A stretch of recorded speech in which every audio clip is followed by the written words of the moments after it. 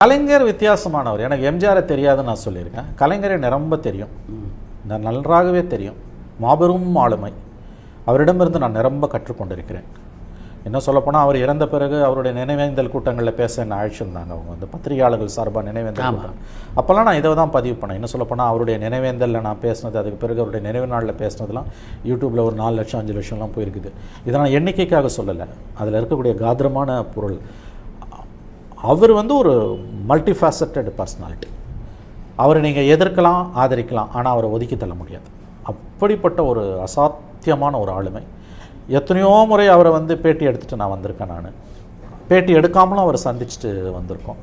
ஆனால் ஒவ்வொரு முறை அவரை சந்திச்சுட்டு வரும்போதும் வேறு எந்த தலைவரை பார்த்துட்டு வந்தப்பையும் எனக்கு அந்த உணர்வு வந்ததில்லை. கலைஞரை ஒவ்வொரு தடவை பார்த்துட்டு வந்தப்பையும் அவர் பதவியில் இருந்தாலும் இல்லாட்டியும் வரக்கூடிய உணர்வு நிறைவு, மனசு வந்து நிறைவு. அவரை பார்த்துட்டு வந்தோம்னா அதாவது அது வந்து ஒரு அவர்கிட்ட நீங்கள் பேசும்போது அவர் உங்களை ஊன்றி கேட்கின்ற அந்த முறை என்பது உங்களை உயர்த்தும். உளவியல் ரீதியாகவே வந்து ஒரு மனிதனை வெற்றி கொள்றதுக்கு பற்றி என்ன சொல்கிறாங்கன்னா, நீங்கள் யாருக்கிட்ட கேட்டிங்கனாலும் எப்படி கேட்குறதுன்றது ஒரு ஆர்ட். பேசுகிறத விட ஒருத்தர் சொல்கிறத வந்து எப்படி கேட்குறீங்க, குட் லிசனர்னு. கலைஞர் வந்து அந்த மாதிரி ஒரு வெரி குட் லிசனர் மாதிரி. அவரை பற்றி சொல்கிறதுனா சொல்லிக்கிட்டே போகலாம். ஆஸ் அ ஜேர்னலிஸ்ட்டாக நான் நிறையா கற்றுக்கிட்டு இருக்கேன் அவர்கிட்ட. வந்து எப்படி வந்து அவருடைய அந்த நம்பர் 1ன்னா வந்து அந்த தோல்விகளில் துவளாத விடாத முயற்சி. அவர் பட்ட தோல்விகளை எம்ஜிஆரும் பட்டதில்லை, ஜெயலலிதாவும் பட்டதில்லை. அவர் பட்ட தோல்வியில் 4ல் ஒரு பங்கு பட்டிருந்தால் இவங்க கதையெல்லாம் என்றைக்கும் முடிஞ்சிருக்கும். இயற்கை வந்து இவங்களுக்கு வெற்றிகளை தொடர்ந்து பரிசாக கொடுத்தது. அவர்களும் மாபெரும் ஆளுமைகள் தான். ஆனால் தோல்விகள்னு நீங்கள் பார்த்தீங்கன்னா கலைஞருடைய தோல்விகள், அதுவும் அவர் பிறந்த சமூகம், அவர் சந்தித்த சோதனைகள், அவர் வந்து தமிழர்களின் அடையாளம். கலைஞர் இல்லைன்னா நீங்கள் ஒப்புக்கொள்கிறீர்களோ இல்லையோ, நானும் நீங்களும் இன்றைக்கி இல்லை.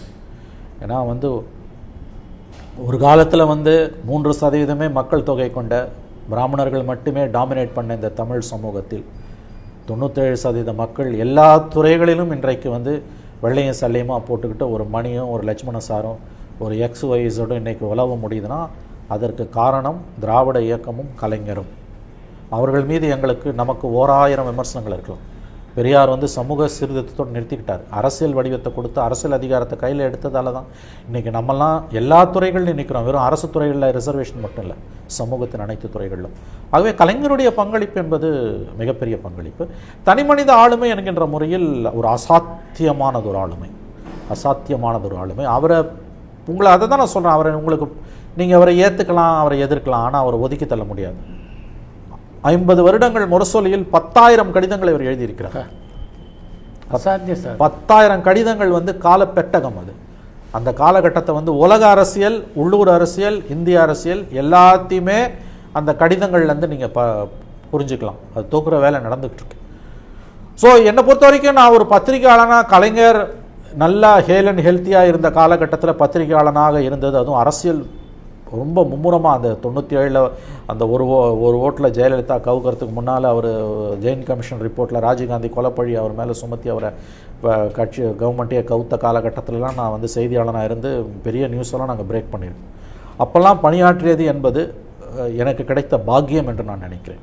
கலைஞர் வந்து முழு ஆரோக்கியத்துடனும் அரசியலில் செல்வாக்குமிக்க தலைவராகவும் இருந்த காலகட்டத்தில் பத்திரிகையாளனாக பணியாற்ற எனக்கு கிடைத்த வாய்ப்பு என்பது இயற்கை எனக்கு கொடுத்த நல்லருள் என்று தான் நான் நினைக்கிறேன். அவர்கிட்ட வந்து தனிப்பட்ட முறையிலையும் வந்து நான் வந்து அந்த விடாமுயற்சி, அந்த எப்படி வந்து நம்ம வந்து தோல்வியில் துவளாமல் வந்து நம்ம நிற்கணும், எப்படி மற்றவர்களை மதிப்பது, எப்படி வந்து ஒரு விஷயத்தை வந்து ரொம்ப நுட்பமாக பார்க்கறது, இதெல்லாம் வந்து அவர்கிட்ட வந்து அந்த மாபெரும் தலைவரிடம் இருந்து கற்றுக்கொண்ட விஷயங்கள்.